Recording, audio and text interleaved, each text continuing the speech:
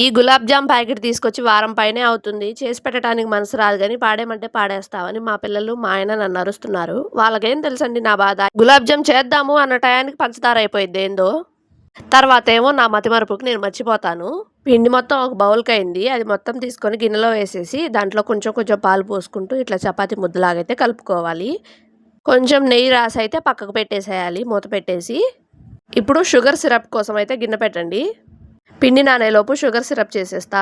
ఏ కప్పుతో అయితే పిండి తీసుకున్నానో అదే కప్పుతో 2 కప్పులు పంచదార అయితే తీసుకున్నాను. 1 కప్పు పిండికి 2 కప్పులు పంచదార, 2.5 కప్పులు వాటర్ అయితే పోసేసాను.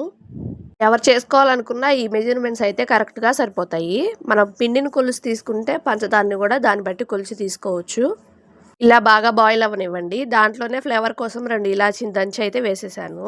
మరీ ఏం పాకం రావాల్సిన అవసరం లేదండి. మన చేతికి కొంచెం జిగటగా అంటినట్టుంటే అప్పుడు కట్టేసుకోవచ్చు. షుగర్ సిరప్ అయితే ప్రిపేర్ అయిపోయింది. ఇంకా గులాబ్ జామ్స్ అయితే బాల్స్ చేసేద్దాం. పిండిని కొంచెం సేపు నాననివ్వండి. నానితే బాగా వస్తాయి. మీకు నచ్చిన సైజులో అయితే ఉండలైతే తీసేసేయండి. చేతికి నూనె కానీ నెయ్యి కానీ రాసుకొని వాటిని స్మూత్‌గా బాల్స్ లాగా అయితే చేసేసేయండి.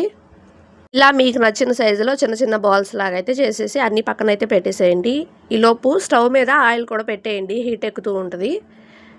ఇంకా మొత్తం ఉండలన్నీ చేసేసాక హీట్ ఎక్కిన ఆయిల్‌లో అయితే వేసేసేయండి బాల్స్. మా పెళ్ళయి 5 ఇయర్స్ అయితే అవుతుంది. నేను ఇది సెకండ్ టైం చేయటం. బాగా వస్తాయో రావో అనుకున్నాను. చాలా అంటే చాలా బాగా వచ్చినాయి. పిల్లలకు కూడా చాలా నచ్చినాయంట. ఇంకా ఇట్లా గోల్డెన్ బ్రౌన్ కలర్‌లో బాగా వేగిన తర్వాత మనం ఇందాక చేసి పెట్టుకున్న షుగర్ సిరప్‌లో అయితే వేసేసేయండి మొత్తం ఆ షుగర్ సిరప్‌లో వేసేసి మొత్తం ఒకసారి కలిపేసి అయితే పక్కకు పెట్టేసేయండి. నానినాక తింటే చాలా బాగుంటాయండి టేస్ట్ అయితే. ఇంకా మనం చేసిన రోజు కంటే కూడా తెల్లారి మార్నింగ్ తింటే ఇంకా బాగుంటాయి ఈ గులాబ్ జాములు. వీడియో నచ్చితే సబ్స్క్రైబ్.